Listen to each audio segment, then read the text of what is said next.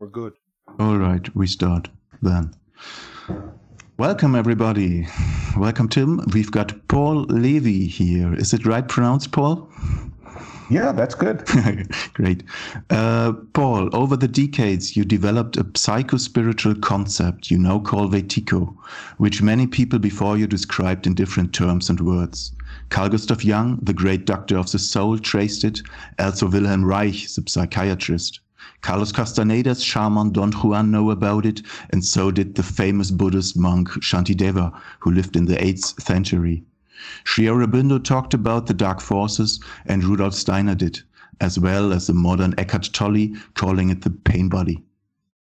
These few and many others over the centuries and cultures pointed at an adversary force in the field of the human consciousness, or better, the unconsciousness. Famous Satan from the Bible literally means adversary or opponent accuser, and is driven by the same force, which is evil. You wrote a book called Awakened by Darkness, When Evil Becomes Your Father, in which you processed your personal encounters with evil, and an earlier book called The Madness of George W. Bush, a reflection of our collective psychosis, where you described the phenomenon in Bush Jr. and invented the illness me disease, which means maligne egophrenia, and also pointed to the I inside the me, which is the central instance for this disease. While writing this book, you came in contact with the work of Jack D. Forbes called Columbus and Other Cannibals, the Wetiko disease of exploitation, imperialism, and terrorism, and recognized the Wetiko phenomenon was exactly what you and many before you were describing. You then added Jungian psychology, alchemy, quantum physics, and more shamanism to Forbes' concept, wrote one more enlightening book after the other about this topic. You dedicated the rest of your life to explore and unmask this strange disease. Paul, what are you tracing? What is Wetiko? Yeah, well, really appreciate the invitation to speak about it. So I'll start by going, you had mentioned the Castaneda books, and Carlos's teacher, Don Juan, he wasn't calling it Wetiko. You know, every spiritual tradition has a different name for it, but they're all pointing at the same thing. He called it, well, what he says for shamans, this is the topic of topic. You know, what he's meaning is that there's nothing more important than shedding on this, whatever we call it. And so the indigenous Native American people call it Wetiko. Before I came across that word, I was tracing it in my own life because I had had a direct encounter with archetypal evil. And it's not important to go into the story, but it was in my family.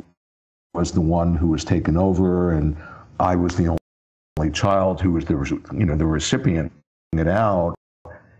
And it was like he gave me the transmission of what had taken him over. And then I went so deep words into my own mind to deal with the suffering that had gotten started. And after a few years of going so deeply into meditation, I had an awakening, thrown in mental hospitals. And during that next 18 months, I began to realize, oh my God, the same, whatever we call it, this darker force that had literally possessed my father, of my father, was now coming through this system of psychiatry and the insanity that was pervading and getting acted out in the psychiatric system. And then I began to recognize, like iterations of a fractal that were internested within each other, that it was the same darker force that was playing out in the body politic of our world that was collectively getting enacted. And it was like I was tracking something, this dark evil force, and it wasn't just out there. If I thought it was out there, then that was an expression that I'd fallen under the darker force. But I began to recognize, wait a second, it's in me too. It's in my reactions. It's in my own psyche. And if people hear a very simple way of saying it, but when people hear that, if they think that sounds all new agey and kind of, this woo-woo, all that it means is that the origin of the collective psyche, the origin of the collectiveness, rather, that is out in the world is to be found within the psyche. The origin, but the solution. And that's a no-brainer. How could it be otherwise? And so when I began to study this Wetiko dis-ease, I began to understand, oh, I get it. It's like a form of being blind. It's a psychic form of blindness, but it's a peculiar form of blindness that believes that it's sighted. And it does not only that, it believes it's more sighted than people who actually see. And then I began to realize... Sorry, can you say that again? Yeah. Can you say that again?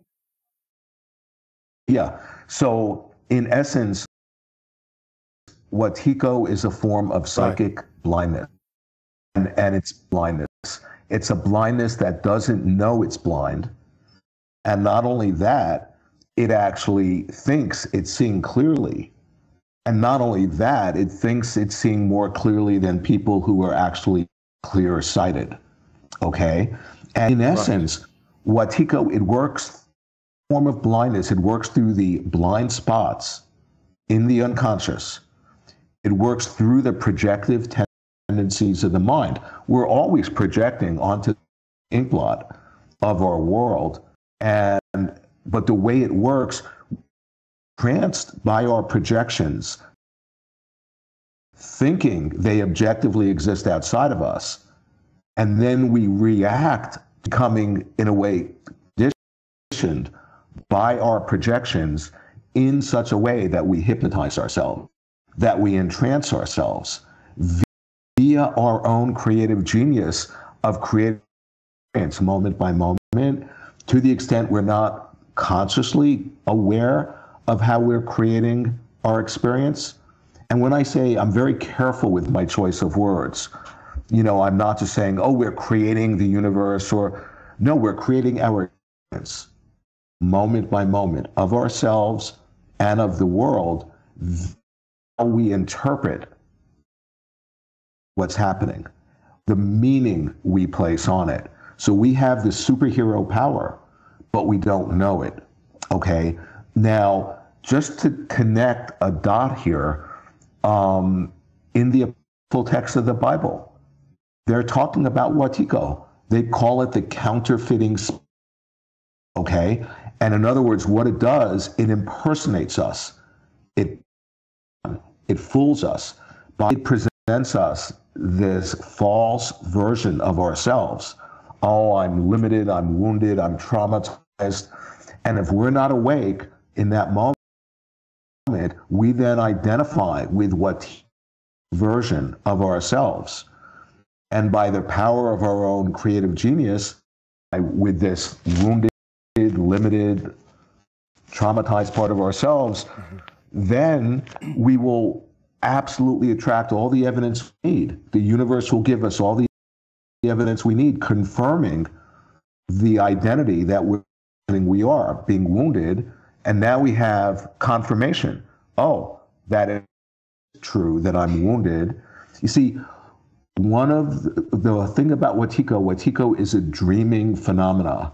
And when I began to have the realization of Wetiko, it was when I had my awakening in 1981. And in essence, I was beginning to recognize that this experience, this universe inhabiting and sharing together, is a collective dream, that we are dreaming up moment by moment the universe into materialization.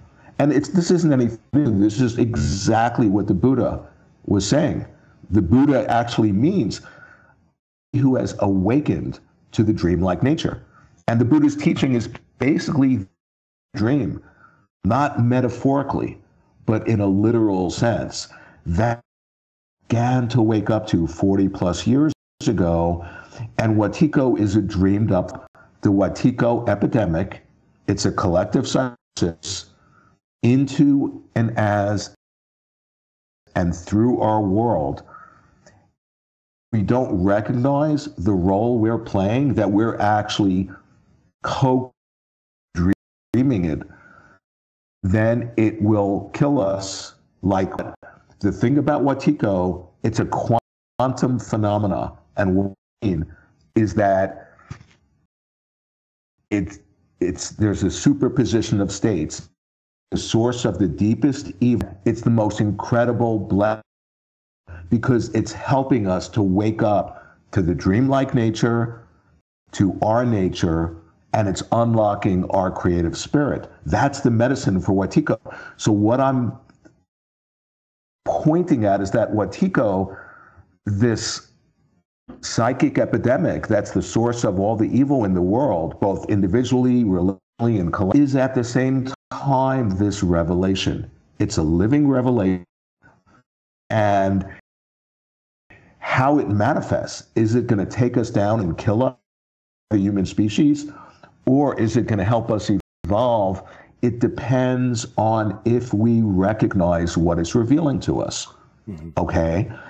And so that's just like a small little bit.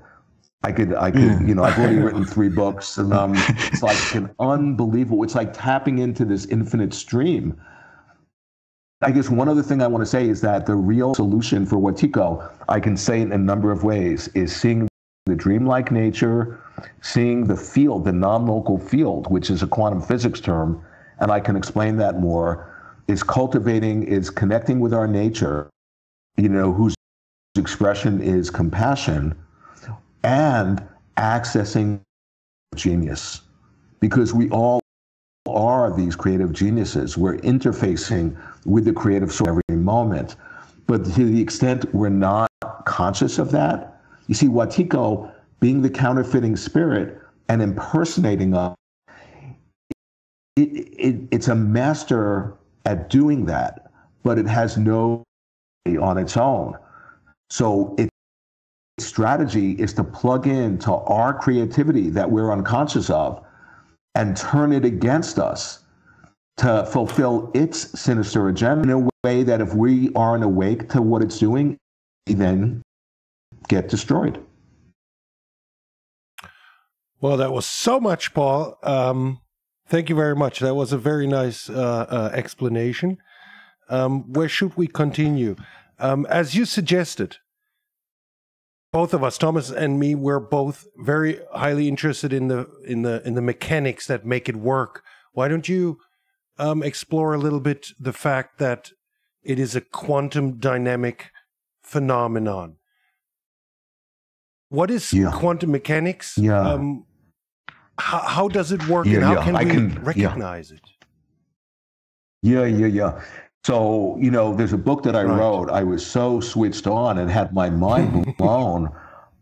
Quantum physics is about that I wrote this book. And so physics came into the world and into our mind about a century ago, you know. And before quantum physics, you know, kind of came into our world, physicists thought this universe existed objectively, separate from themselves, and they were just trying to study it to understand how it worked. And then what quantum physics stumbled onto and empirically proved again and again is that the act of observing this world actually influenced the world that we were observing. Okay? And what I just described, that's exactly like a dream, where we're in the dream and are not separate. And if we change the way we're perceiving a dream, the dream, being nothing other than a reflection of the mind that's observing it, has no choice but to shapeshift and reflect back our change in perception. You see, so quantum physics was beginning to tap into what I call an unlike nature of reality, okay? And this is just so unbelievably, like, just mind-blowing, this realization. And what it means is that the act of observation is creative, okay? And what that means is that we ourselves have this unconscious superhero power by the way we place meaning on our experience, like I was saying, by the way we interpret. And so what quantum physics actually is that it makes no sense whatsoever. It's complete nonsense to talk about an objective world. There is no correlate in reality to an objective world. It's just an idea that the world exists objectively. But we've become so entranced in thinking the world exists objectively. It's what I call an objective reality hangover. Just like when somebody gets drunk and the next day they have a hangover, our species is experiencing a hangover from being entrained and entranced thinking the world exists objectively. Okay? Now, we think the world exists objectively, well then this world, being dreamlike, has no choice but to manifest to confirm our point of view that it's seemingly objective. So now we have all the evidence. Well, the world is objective because that's the. So we become more entranced in our viewpoint, and the more entranced and entrained and entrenched in our viewpoint we become, the more the world will just give us all the evidence confirming ad infinitum. It's grave. Kind of. Yeah, like digging our own grave. It's a feedback loop. It's a self-perpetuating feedback loop whose origin is in our own mind. Okay? That's the nature of Wetiko. Now, here's the world as objective has another half. And the other half is if we think the world is objective, we are creating ourselves as an independent subject, an ego. Yeah. From the world as an object. So experience of ourselves as a subject and our experience of the world as an object reciprocally co-arise and in this mutual way reinforce each other, creating this illusion generating illusion. That's David Bohm's term. David Bohm was talking about the key to sanity is seeing through this illusion generation. And so, like, for example, actually, so when we realize the world doesn't exist objectively, then all of a sudden, what happens to us as a subject?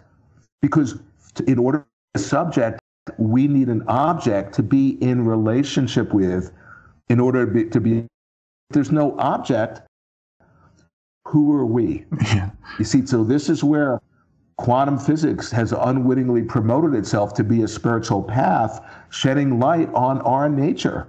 Because who we are is not this limited reference point in third dimensional space and time, i.e. No, who we are is much vaster. We're in the universe and all of our nature, because people talk about, our true nature, because one of the solutions and the medicine for physics is to remember who we are. But that's such a cliche. What does that even mean? Well, I point out in my work, when you start to connect with who you are, you begin to have the realization that your is creative, that you are interfacing with the creative source of the universe. But because we're unconscious of it, then it gets dreamed up in a destructive way. But when you realize your nature and you realize your nature is creative, being a creative person, and you express yourself, and the more you do that, the deeper is your realization in a positive feedback loop of destruction that creates light upon light.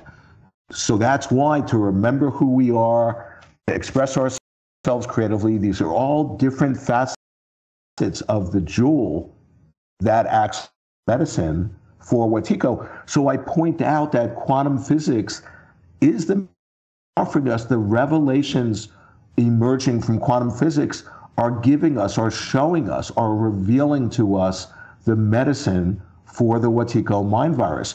But the typical physicist isn't trained to recognize quantum physics is showing us is that this is a dream.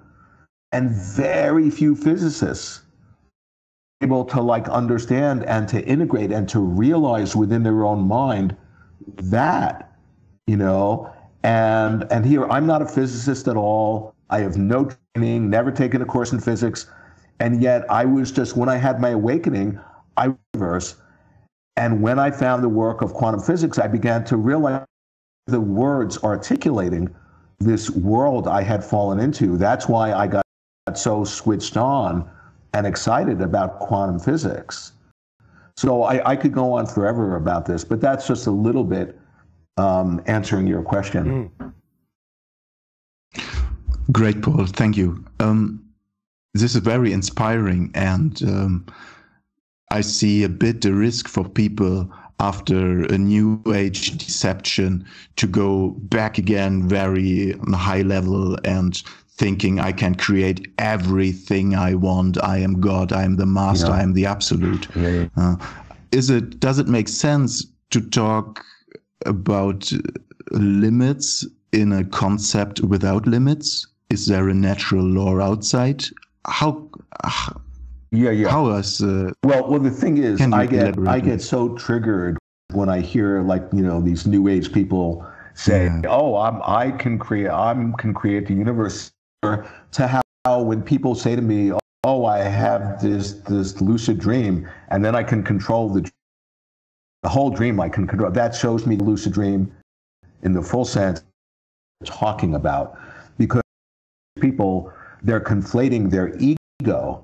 That's the illusion. That's the separate self. And they're thinking, me as an ego, I'm creating the universe. No, when you wake up, you see through the illusion of the ego and recognize is that you yourself are being dreamed. It's what I call the deeper dream. A meditating Buddha who's having a dream of our species. And each of us is the dream of that meditating Buddha. That meditating Buddha is the symbol for who we actually are. It's what I call the deeper dreaming. So we have to be really careful. We don't want to conflate the ego, true nature, and that's what a lot of people do. Now, what quantum physics is actually offering us is it's expanding the realm to almost previously unimaginable degrees. Okay? Yeah. And if I could give a very specific example, and keep in mind, this is the of the hardcore sciences, okay, physics, quantum physics. So in quantum physics, very simply, was trying to the building block of this physical, and they kept on going down in scale.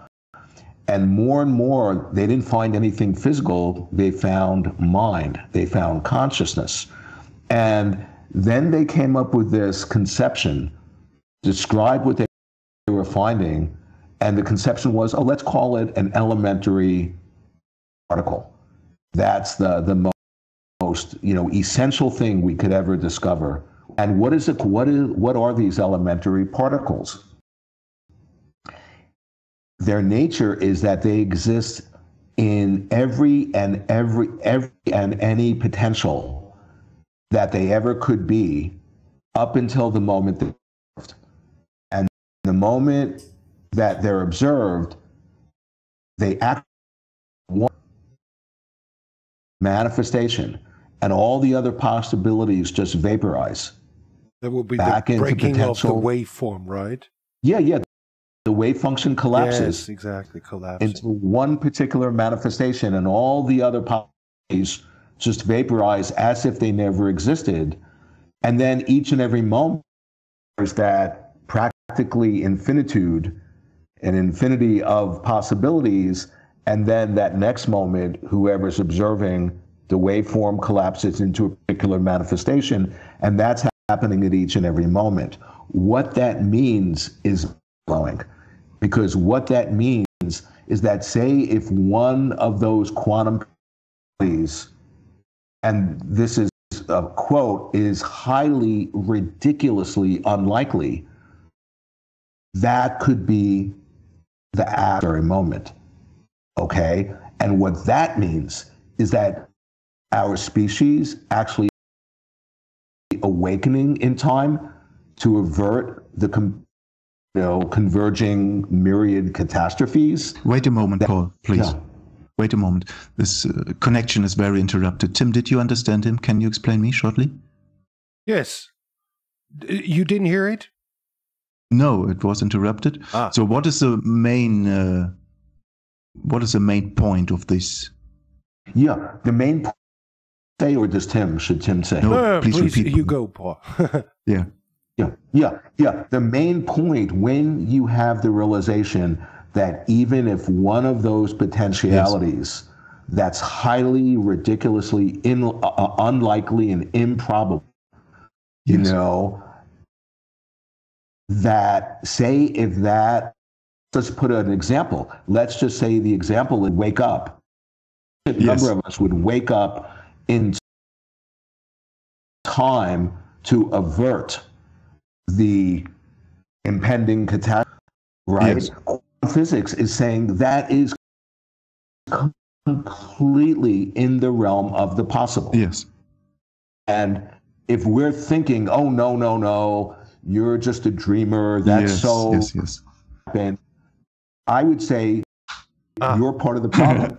By your incredible quantum superhero power, you're being pessimistic is going to actually helping to create all the evidence to your pessimism. Yeah. But if you actually see that a possible species actually awakening a sufficient number of us, like if I bake bread, there has to be, if there's enough yeast in the dough, right? So if there's enough of us, it can be called the 100th monkey phenomena. In the Bible, they have the symbolic number of 140,000. Yeah. It's the same idea. When there's sufficient us who actually are awakening, we actually, not only can we come with each other, but any one of us awakening to whatever degree, instantaneously, that consciousness, that expanded consciousness gets deposited into the collective unconscious in a way that everyone, okay? So understanding this, and this is just pure science, this is revealing to us, can heal the pessimism and the despair and the depression that's so easy to fall into, and can create this real optimism and can actually activate us to really be, to step into our bodhisattvic nature. Because a bodhisattva translation, my favorite translation, is a being in the process. And who among us is not a fledgling potential bodhisattva? All of us are. Okay, so I could say a lot. It's just a little simple, answer of how quantum physics expands. Thought was, only this was possible, and it becomes way, way bigger. And I should just say one more thing from my personal experience.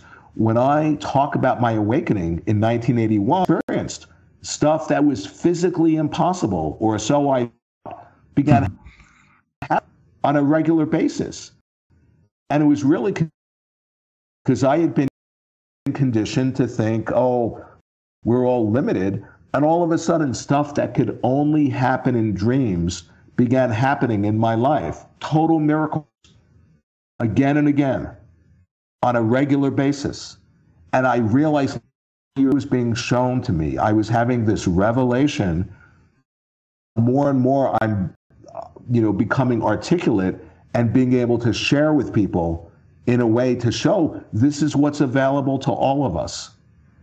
And we don't necessarily need an experience of great awakening, abrupt awakening. So there's a process. We can go baby, smaller steps maybe. Okay. Absolutely. Absolutely. Right where we are right now. Right. So people might think, "Whoa, this is Paul Levy. He's so developed, and what he's talking, I don't understand this." What can you tell us?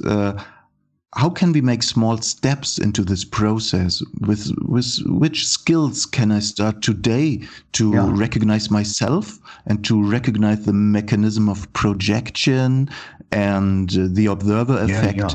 What are the main skills I have to use from now on that my life will be happy again? Yeah. Well, on the one hand, I would say the psychological process that's underlying Wetiko is when we project the shadow. Yes. Right? When we scapegoat. So in other words, I could explain that very simply. If I'm not owning and not willing to face my own shadow, what do? I split it off and I project it outside of myself onto whoever, onto a person, onto a group, Putin, Trump, Osama bin Laden, the Jews, whoever. Doesn't make a difference. I mean, it does make a difference. In our example, it doesn't. And now think about if this is a dream. If I'm disassociating from my own darkness, and then I project outside of myself into the dream, will come a person, group of people who will carry and embody my projection. And they will in a real dark way, right? Because keep in mind, they're just darkness. And a dream is nothing other than a projection, than a reflection of my own mind. So then, and what I'm describing is what's happening in the day. The Americans are escaping Russia, and Russia. It's a mutual process. It's not one way. And the point is this: in a dream, if I disassociate from my own shadow and project it out, and then carry and embody my own shadow, now I have evidence. Oh, the evil, because they're manifesting in an evil way. So then I become more fixed in my viewpoint, and the more fixed in my viewpoint that the evil is outside of myself, the more the carrier of my shadow will embody the evil. That's that feedback loop again. What do? Then I try to destroy them. When you really amplify the problem, try to destroy them. And what am I doing then? I'm actually acting out my initial internal process of trying to exterminate my own darkness. Now I'm actually playing it out in the outer world. You see, that's why I Wetiko as an inner that actually has an ability to configure events in the outer world and play itself out synchronistically in what's happening in the outer world. But what that means is that what's playing out in the outer world is revealing the inner state of our psyche. And so I just want to point out, then when I try to destroy, what's happened? I have then become possessed by the very evil that I'm seeing in them, that I'm trying to destroy in them. And they're probably at a certain point going to do the same to me. That's understanding the psychological dynamic of Wetiko. So that's one answer. Okay. So I have to wake up in the moment when I see something from outside coming back to myself. And I see an energetic signature, or I have to learn the language of the universe, this symbolic awareness, you call it. I have to learn to see myself outside, twisted, the projection of myself. How is this possible? How can I get a feeling for this? The apocryphal text, Christ himself literally says, I am a mirror to those that perceive me. So in other words, say if I'm seeing somebody out there and I think, oh, they're just evil. If I think they're separate from me, you see, in essence, is identifying with the separate self. And as soon as you're an other, as soon as I see you as an other, then I feel fear. Fear is the superfood for Wetiko. Yeah. Okay? But if I see this other person who I think of as evil, and I recognize I'm looking in a mirror, I'm seeing then all of a sudden I've cut through the perspective of the separate self. And that's the doorway into the disease. Okay. Okay, I have to now if I could just, yeah. No, please go on. Okay, if I could just say something, I'm just a translator. It's not that I've discovered any. Every spiritual tradition, like you were mentioning, like all these thinkers and philosophers, Colin Wilson, Philip K. Dick, Nicholas Berdyaev, Rudolf Steiner, on and on, visionary artists, they've all been pointing at Wetiko, right? But Wetiko can't stand to be seen, because when you see it, you take away its power, and we. Now, why I bring this up, in the collected works, Jung himself is totally tracking Wetiko again and again and again. The name that he used most often was totalitarian psychosis, okay? And now just remember, Wetiko is an inner disease that reveals itself by incarnating in. So say Wetiko gets into a person's mind. What does it do? And we all have Wetiko in potential. It exists in potential in the collective unconscious. When it gets into our minds, it colonizes our mind. It takes over the function of our psyche to serve its dark agenda. And then it sets up a shadow government in the psyche. It dictates to the ego, so that the human ego then is compelled to just act it out. And the human ego thinks it's acting out its impulses, but it's actually acting out this higher dimensional, energy. What does Wetiko do? It captures the immune system of the psyche that protects against invaders, and it takes it over.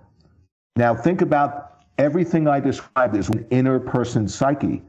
Think about what's happening in the world, where fascist, totalitarian energy is creeping all over the world, taking over the agencies of governments, right?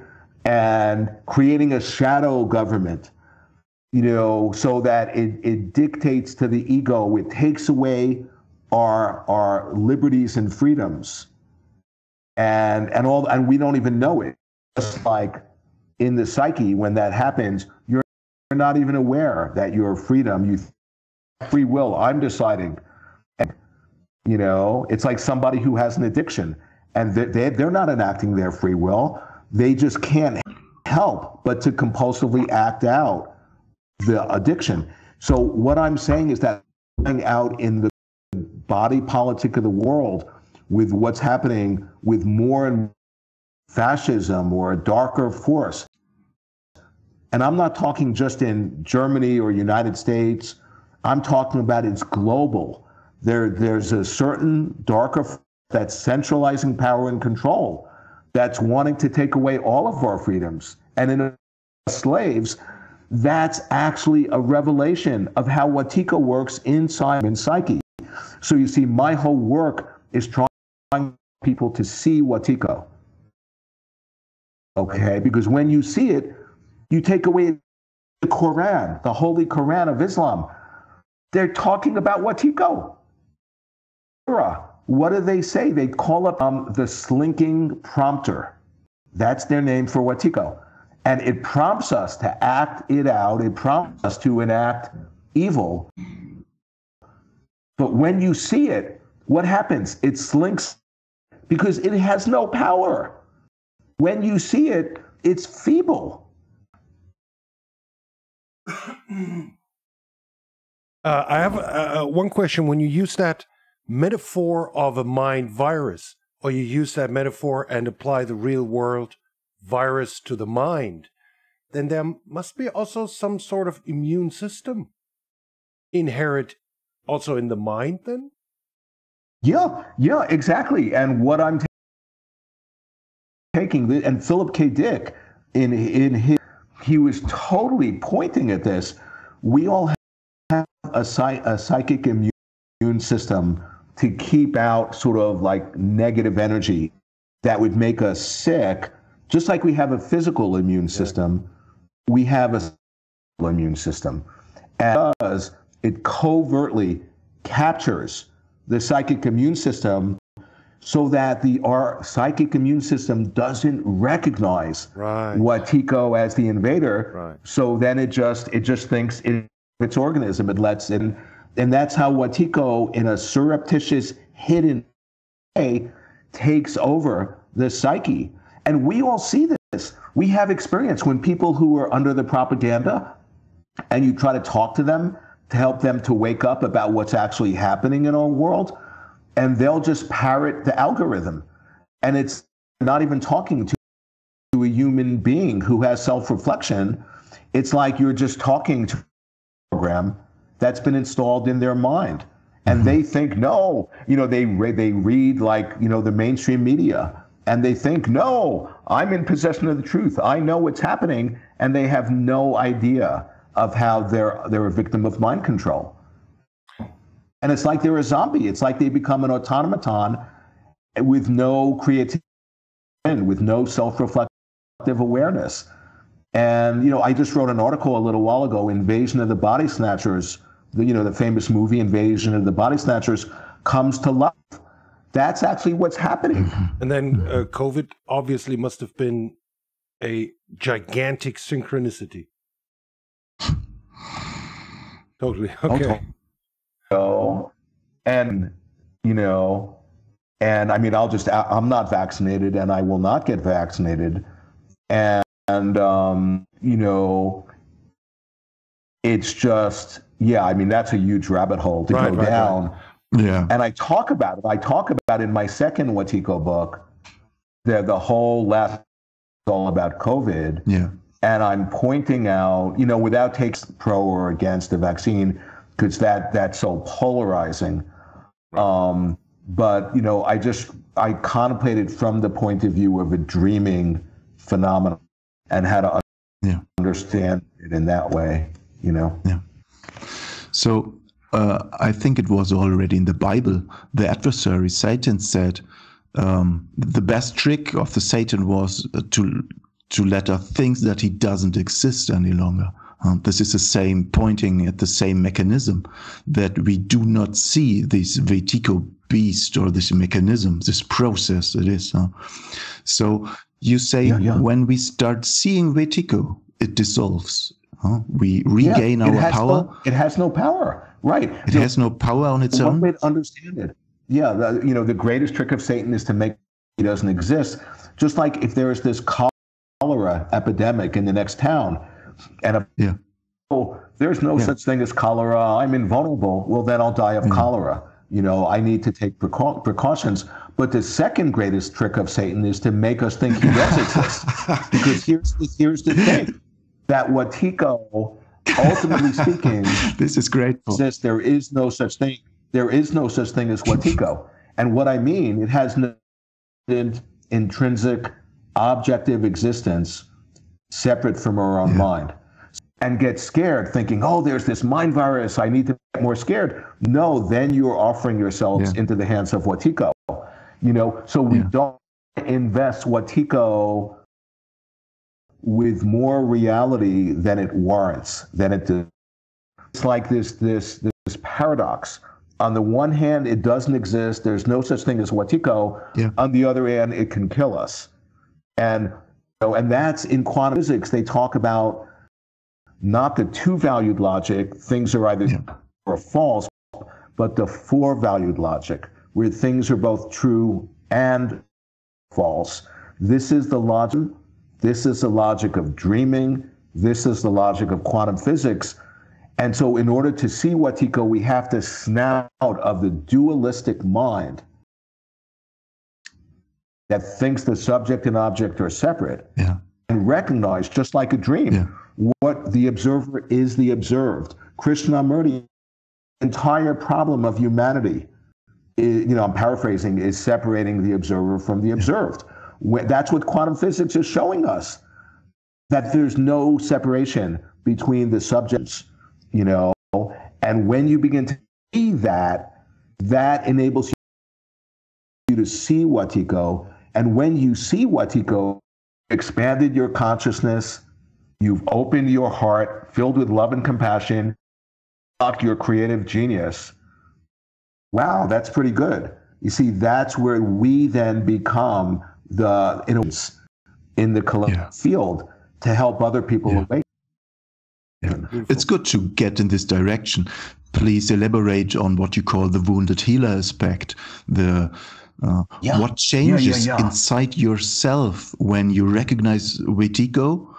Many people, I work with them, or they talk to me, and they talk to me, you have to go out and fight all these enemies. Wetiko is outside there. And I say, no, go inside, do the inner work. Find yourself, find Wetiko. Please elaborate how was change for you? What happened to you? The total view changes, the thinking changes. You're a complete new man after this happened. What Wetiko does, it distracts ourselves. Yes, we become distracting the problem that's outside of ourselves, and then we're unwittingly supporting Wetiko. So to talk about the wounded healer, so what did, like I was saying, I had my awakening in 1981, and why I went so inward, for like a couple of years, I was just one-pointedly just observing, because it was the only thing that was making me feel even the slightest, and such unbelievable suffering from that my father, who, he had no idea. He just was acted it out, and it created, such unbelievable suffering for me. So keep in mind, when I was in the mental hospitals, every single psychiatrist, diagnosed me, oh, you're mentally ill, you're going to be mentally ill the rest of your life. And I was diagnosing them as just being total idiots. I knew, because I knew but when I got out, then I had two traumas, the trauma from my father and the trauma from psychiatry. And it's been 40 plus years, and I'm still unpacking the trauma and the suffering. I mean, I live with it 24/7. And for years, I was rid of this pain. And at a certain point, I began to realize, what if it never goes away? Okay, and that's the archetype of the wounded healer. And the wounded healer is somebody who experiences an incurable wound. But instead of experiencing it as suffering and problematic and pathologizing them, that wound is a doorway, is a portal to deepen, for them to access their creative gifts, because the wounded healer is the equivalent of the shaman. Okay, and I've written in the new book, Undreaming Wetiko, the biggest chapter in the book is about shamanism, and is about how we're all being called to step into being shamans. That's the activated archetype in the collective consciousness of our species, and that's what a shaman does. A shaman actually gets wounded.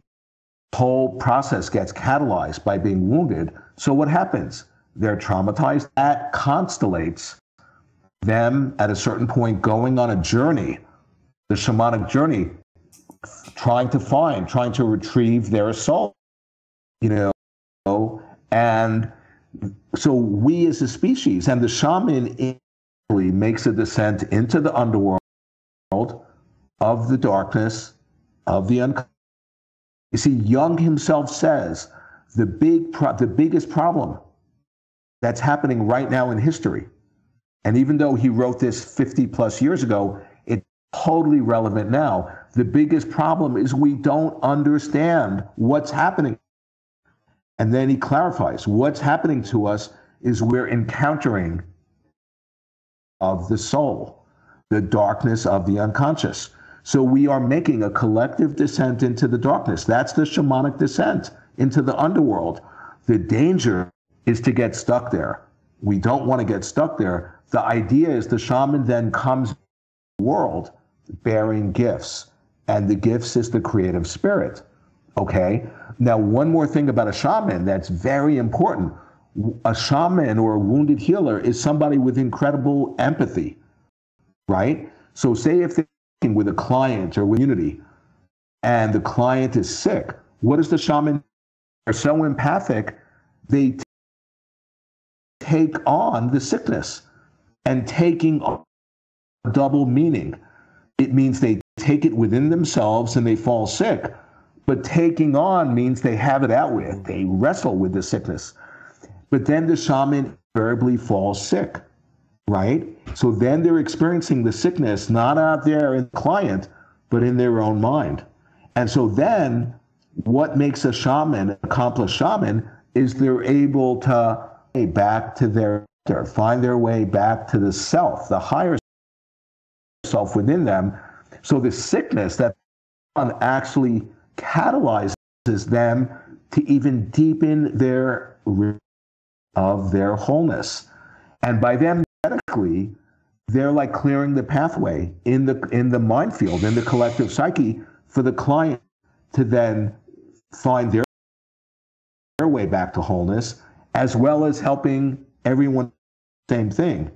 Because in the non-local field, we're all not separate, okay?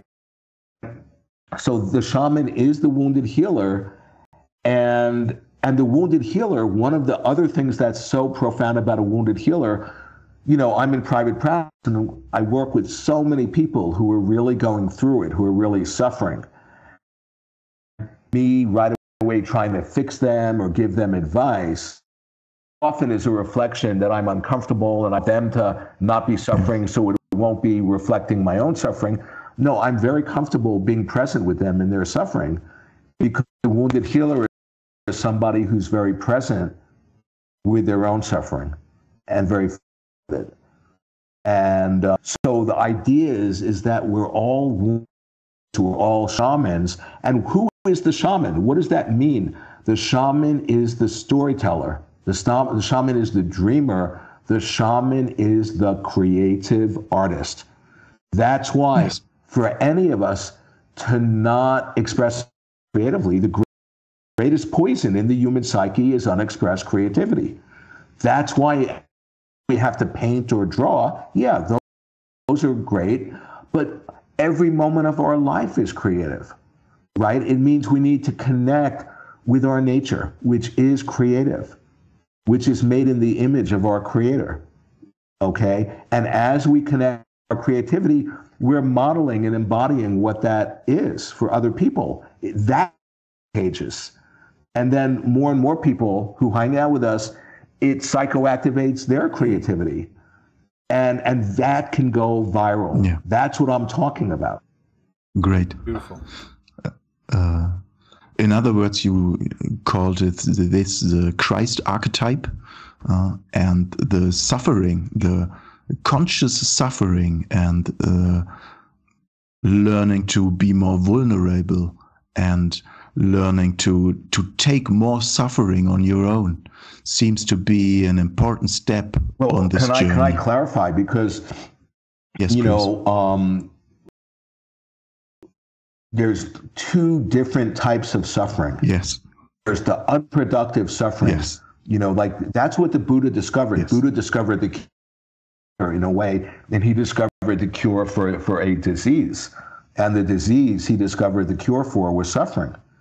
And in other words, he discovered that our moment by moment clinging and holding on and grasping to, you know, who we are or our conception of like we are contracting. It's like we've unconsciously gotten in the habit pattern of contracting against our own light.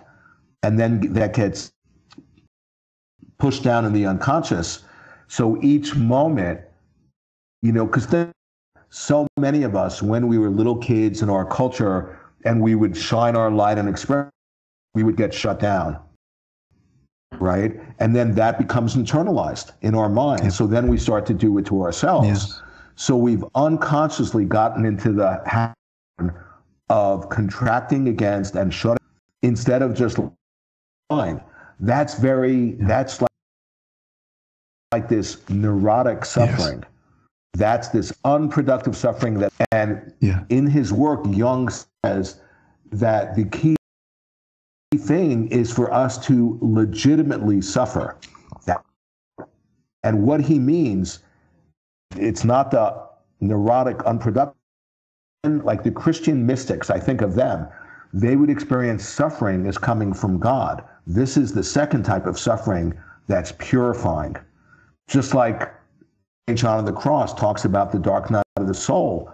He goes, there's intense suffering, but it's a furnace that if you want to make 24-karat gold, you have to have the heat to make it, purify it. So that suffering is purifying, and that's the suffering, like the Christian mystics really embodied, that we actually, and in Buddhism, they talk about the Tonglen, the taking and sending. You actually, in training, you actually, your own suffering. You see, part of the shamanic trip is you realize your own process, your own suffering that you're experiencing as an individual is actually a microcosmic reflection of suffering, of the collective disease. Yes. And when you see that, you listen.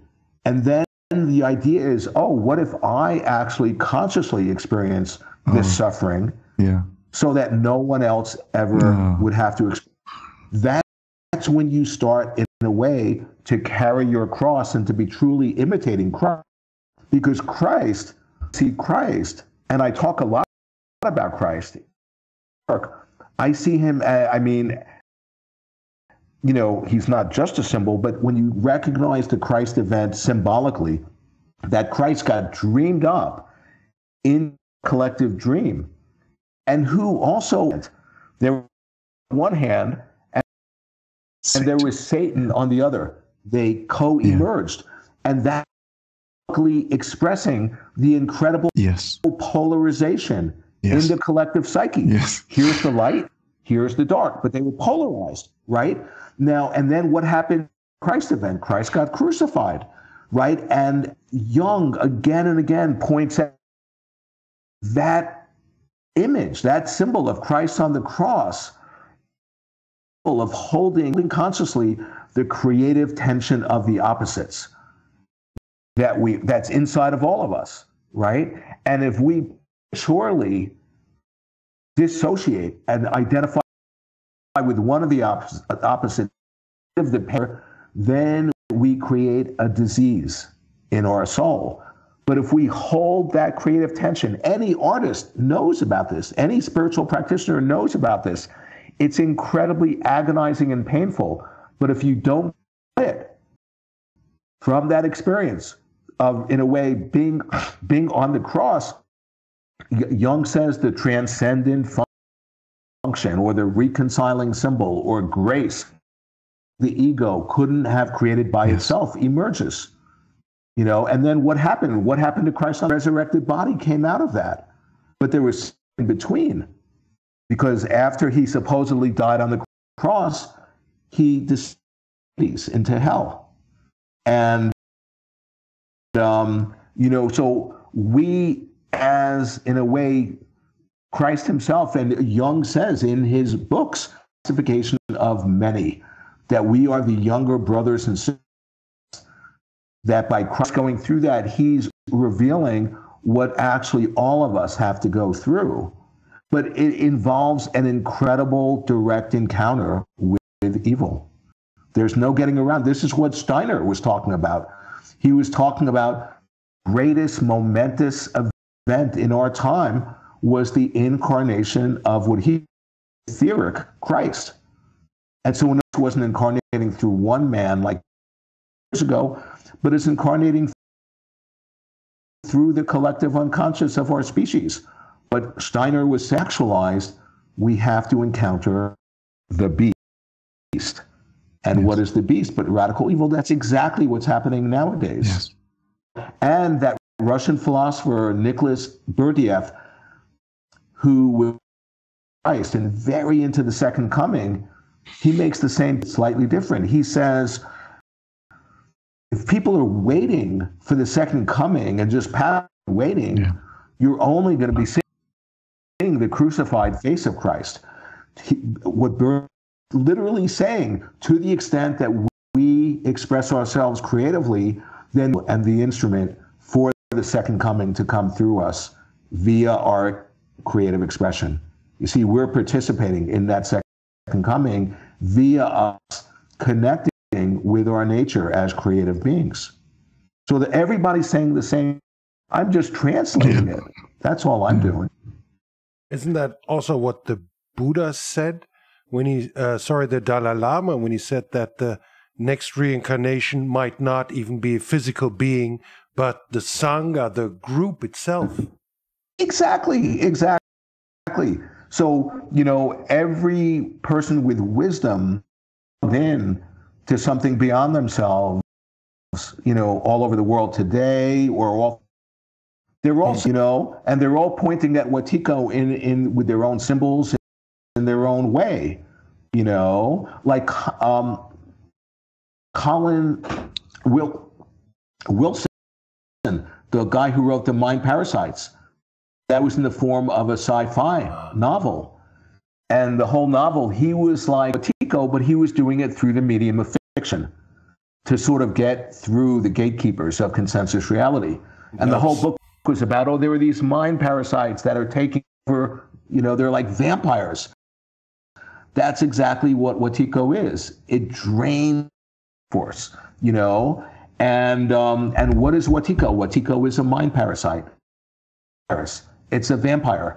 Those are all just different ways of pointing at Wetiko so we begin to see it. And if people say to me, what do you have of this? I would say, are you kidding me? Just think about addiction and trauma. When somebody, because Wetiko, when it gets into our operating system, it inspires us that kills us. Think about people who are taken over by addictions. They're like, whether it's like a really fast addiction, like just overdosing on drugs, or, I'm too much coffee, I'm smoking too much cannabis, I'm like not eating right. That's a slow suicide. That's another form of Wetiko. Or think about trauma. What happens? Trauma, it's overwhelming. So I split, I dissociate, right? And when I dissociate, in psychology, I don't integrate that dissociated part of the psyche. It develops a seeming autonomy and independent will, seemingly of its own. And in psychology, it's called autonomous complex. The indigenous people call it a demon, right? And then if I'm traumatized, all of a sudden there's this autonomous complex, this demon, so this split off part of my psyche. And what is the pathology of trauma? It's the repetition compulsion. So then I unwittingly, unconsciously, I recreate the moment of trauma, trying to heal it. But by doing that, I'm very pathology I'm trying to heal from in a self-replicating feedback loop that's encoded in that process of recreating our trauma. We're actually trying to re-experience something. So encoded in the pathology is the medicine. That's why I'm saying Wetiko is a quantum phenomena. Encoded in our madness as we're destroying ourselves is the vaccine, is the medicine. To recognize it, right? A beautiful definition of trauma is unexperience. It's so overwhelming. We weren't able to, and we unconsciously recreate it so that we're able at a certain point to develop the ego strength to consciously experience trauma so as to integrate it And then the energy that was just compulsively fueling our enactment of the trauma gets liberated to be expressed with love, through compassion, and with creativity. You see, it's the same energy that was fueling our trauma, that was killing, then gets freed up to express our nature. Beautiful. That's what I'm pointing at. And that's really. So back to practice, to invite the shaman, the wounded healer, the Christ consciousness. I can close my eyes and meditate and search for the suffering, maybe distinguish between pain and suffering. This is true, this is pain, this will stay, and I can recognize myself, oh, the mind is going to suffering. Oh, I'm telling stories about, and coming back, going straight. What you're pointing at is so, Thomas, because, I'll just sort of amplify exactly on point. When we feel that wound, that suffering, now keep in mind, what is the nature of that experience? We are creating that experience in that moment. We can tell ourselves a story. Oh, something happened when I was 3 years old or whatever. And not that didn't have, like a cause, not aspect, the historical event. But the fact of the matter is that we're actually in this now moment recreating that wound. We're participating, we're colluding in that wound. Now, that's and the now moment, that's where our power is. Yes. That's the place where we can unlock it. Yes. It can be helpful to have a story up to a point. Yes. Then telling the story, being attached to the story becomes Wetiko. Okay. Yes. So going back to that moment and say I'm experiencing the wound, and this like wounded part of me comes up. Part of me, think about it, it has like a hook. It wants you to identify with it. It's just like if you're looking in a mirror and you see a reflection, it's so easy to think, to identify with the reflection. But who we are is the mirror. And the mirror symbolizes our nature. Our nature is always available, always pure. The mirror doesn't get tainted or stained by the reflection. Doesn't make a difference how vile and evil the object is. The mirror is always, never touched by the reflection. In the same way, our true nature available, always pure, but we identify with the reflections, and the reflections are like that wound. So say, for example, if that wound comes up, I'm sitting in meditation, and all of a sudden the wound comes up. If now I have a person is coming up. Now I have evidence. Then I identify with being a wounded person. As soon as I do that, I'm going to attract more wounds. And the more I do that, the more evidence I have to prove that I'm wounded. Now I'm participating in creating myself as a wounded person. So that's one way of viewing. The other way is, what if in the moment the wound comes up, this is an ephemeral, impermanent display of awareness that actually is not separate from my awareness. And if I don't identify with it and recognize it as the play of awareness, it has no choice but to, in Buddhism, liberate. And the beautiful image in Buddhism, they say, if you take your finger and you write on water, you write a word on water, the very moment the writing appears, it simultaneously liberates back into the water. You see, it's not grasping. That's the clinging and grasping that the Buddha discovered is the cure for that suffering. So I can embrace, I can have a welcoming attitude to my wound. And if I'm awake and recognize it's just the momentary display of awareness, it's not who I am, then it has no choice but to liberate. And then even deepened your realization. The wound becomes an ally. You see, talk about in my work, what happened before Buddha became enlightened? Fighting. Sitting under the Bodhi tree. All the dark, evil the forces of Mara came and were trying to seduce him and distract him and mess with him. And I point out that Mara was actually a secret ally of Buddha. He was to become enlightened. It was helping Buddha to develop, like going to the gym and working out Spiritual and developing muscles, a muscle. Mara was helping Buddha catapult himself into enlightenment. Yes. In the same way, our wounds are actually helping us. Yes. Okay? Yes. But if we don't see that and we think there are options, then just like a dream, they will manifest as an obscuration. Yes. Beautiful. In exactly the same way that our, catching a cold every once in a while would train your immune system, your physical system, right? Beautiful. Beautiful. Same way like getting the virus, getting a coronavirus. Exactly. Strengthens our system. Yes. Totally. Yeah. Thomas, we might have to come to a sort of, wrapping conclusion. You have another question that is weighing on your mind? Probably several. Yeah, I could stay in this activation of shamanic healer, but we could go on. I don't know. What about the... Well, please. Okay, please, no, unless you had a question, because I could go on. Yes. Yeah.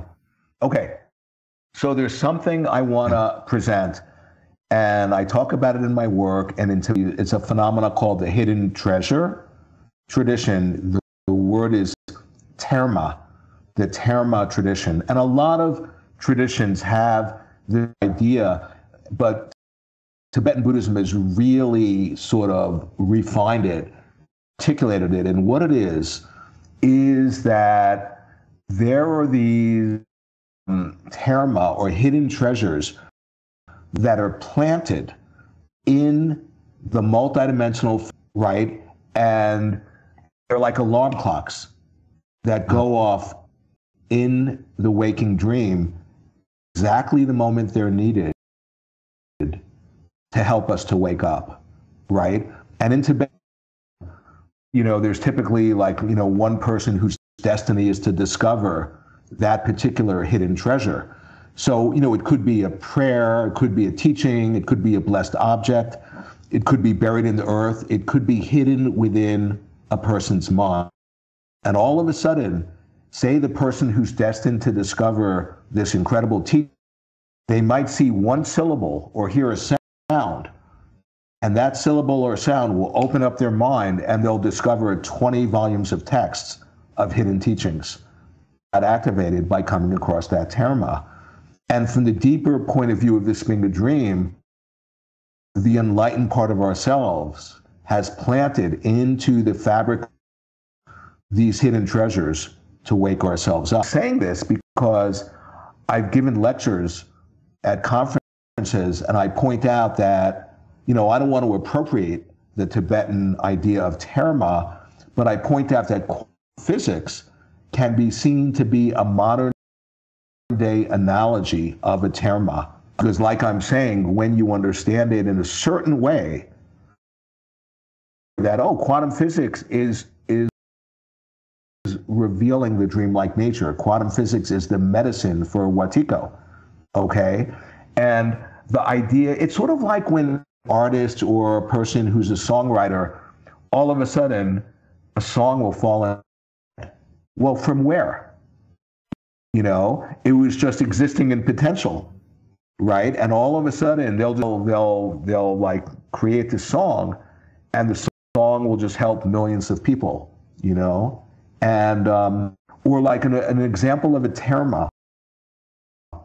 Say if tomorrow I have, when I go out of the house, I have to remember to bring something, and I'm afraid. Say I'll take this water bottle. Yes. And I'll put it in front of my front door. Yes. And then the next day, I'm walking out the door. I've forgotten to bring the object that I need, and I see a water bottle. And I know, I immediately associate, wait a second, water bottle. I have to remember to bring that object. So that it helps me to remember, okay? I just described. A part of me in this moment that's planting the water bottle in this present moment is in communication with the future self. The part of me tomorrow that when I see what I've planted will help me to remember.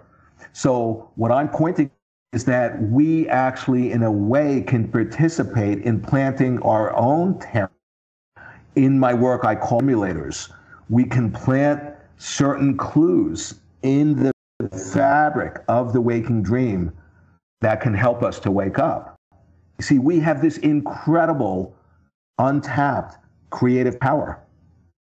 And what Wetiko is sort of imprisoned in, this is exactly what in alchemy, in Gnosticism, they say spirit has gotten imprisoned in matter. Oh, beautiful. God has gotten imprisoned in physical matter. And we, as the alchemists, or the Gnostics have turned to, we need to liberate. In Kabbalah, they talk about exactly this, to liberate that have gotten imprisoned in these shells or husks that are keeping those divine sparks imprisoned. Every spiritual tradition is pointing at this. We are getting cast in the role of the ones who need to find and unlock and to liberate and to remember. And remember it means putting our members back together. It's retrieving the soul. That's what the shaman does. We're being cast in that role. And when any of us do it individually to whatever degree, we're helping all of us do it, because not separate. You see, that's the real solution and the cure for Wetiko is we don't exist as that. We are interdependent, we're interconnected, and when you recognize that, the energetic expression is compassion, is love.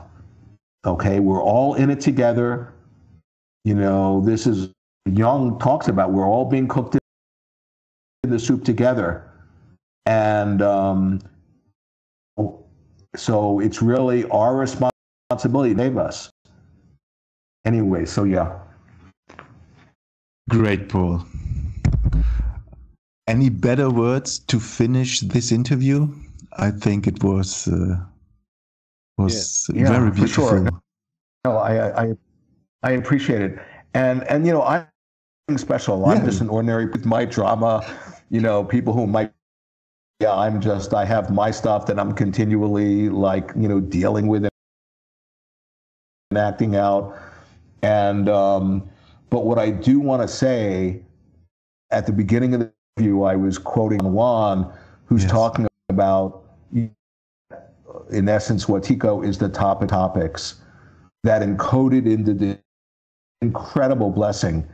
It's not just the cure for the disease, but it's helping us to wake up to who we are. That Wetiko is the greatest catalyst for human evolution that we've ever known. And that's what this is all about, having the realization that we can consciously step into our own evolution. Realize that, then we're fated to destroy ourselves. So I can't say enough, I'm not articulate enough to find the words to say how important it is that people really get switched on to what I'm trying to point at, you know. And so that, a comment. Great, Paul. Yes. So many messages, so much insight, so many thoughts you shared with us. Thank you very much. We hope we can continue it. It would be a pleasure for us to continue. I'm happy when I meet people like the two of you guys who I really see have such an open mind, appreciating, point at, and are integrating it and embodying it in your own life. I'm happy. Yeah. You know, I get so many people wanting to interview me and all these demands, and people will fly me around. I'm very selective, but I'm happy. If you guys want to meet again, I'm happy to do that. Thank you, Paul. Yeah, thank you very much. Let's stay in contact, maybe through mail or so. Yeah. Thank you very much for doing this. And, exactly. Thomas said that at the beginning. How can people reach you if they want to reach you? Is there... Oh, okay. Sure.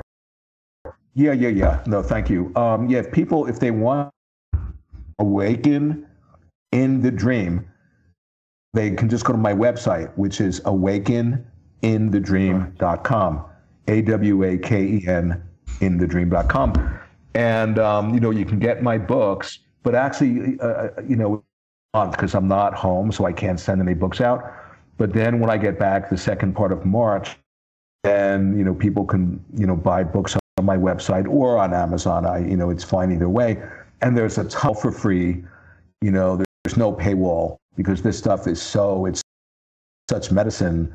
I just want to make it available for people. There's a ton of use just like this, all for free. And if you want to contact me, there's a contact on the website. And and people can buy books, or that I'm in private practice. They can meet with me privately, and that they'd have to pay for. But other than that, the whole website is not monetized at all because I just sow this information out, and I want that Wetiko, the idea, the word. More and more people are talking about it. It's like it's seeding all throughout the world. Just one final thing, even. Eckhart Tolle, you would mention him about the pain body. Well, his recent work, what is he talking about? Talking about, there's a mental epidemic and it's contagious and it's at the root of psychosis that I use. And people are saying, he's probably read your work, and I'm happy. He doesn't have exactly to right. reference me, It even entered almost popular culture. Mainstream. Right. To some degree, mainstream culture with the parasitic mind, Gatsad, and other journalists are even talking about exactly. that. I heard Tucker Carlson talking about that. It is amazing. Yeah. You're right. No, they're all. Yeah. So people tell me, when I first wrote Dispelling Wetiko in 2000, it was published in January 2013, and now it's more and more and more selling more and more each month, and it's over 10 years. And people are saying, oh, wow, it was like, I was a little bit ahead of my time, but I is more and more catching up, Beautiful. Yeah. I think that's awesome. Well, guys, thank you so much. Really, thank you, man. Paul. Thank you so much. It was awesome. It was a pleasure. Okay. Totally. We'll get in contact, Paul. Thank you very much for doing this. We enjoyed it. I hope the people liked it too. And we'll take something home from it. Yes. For sure. Take care, Paul. Bye. Thanks, guys. Okay. Goodbye. Bye-bye.